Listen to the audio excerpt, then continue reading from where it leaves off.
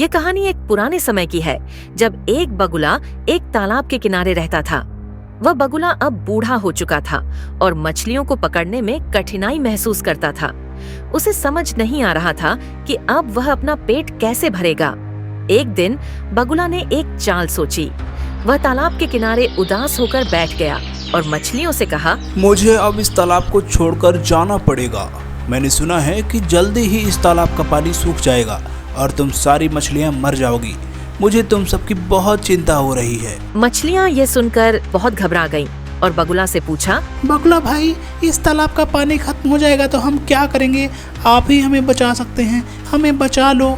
बगुला ने उन्हें एक उपाय बताया। मैं तुम्हें एक एक करके एक पास के बड़े तालाब में ले जा सकता हूँ, जहाँ पानी हमेशा रहता है और तुम सुरक्षित रहोगी। मछलियों ने बगुला की बात मान ली। बगुला रोज एक एक मछली को अपनी चोंच में उठाकर ले जाने लगा, लेकिन वह उन्हें किसी दूसरे तालाब में नहीं बल्कि एक सुनसान जगह पर ले जाकर खा जाता था। कुछ दिनों बाद बगुला ने उसी तालाब में रहने वाले एक केकड़े से कहा, केकड़ा भाई, तुम भी चलो, मैं भी तुम्हें उस सुरक्षित तालाब में छोड़ देता हूँ। लेकिन केकड़ा चालाक था। उसने बगुला से कहा, मुझे तुम्हारी चोंच से डर लगता है। मैं तुम्हारी गर्दन पर बैठ जाऊं तो बेहतर रहेगा क्या?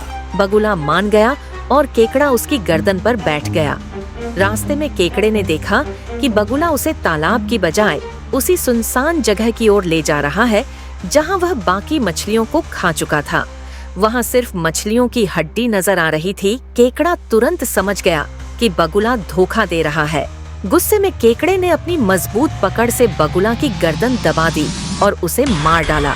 फिर केकड़ा सुरक्षित तालाब में वापस आ गया और उसने सारी मछलियों को बगुला के धोखे के बारे में बताया और केकड़ा उस तालाब का हीरो बन गया। इस कहानी से हमें यह सीख मिलती है कि धोखा देने वाले का अंत हमेशा बुरा होता है और हमें हमेशा सतर्क रहना चाहिए।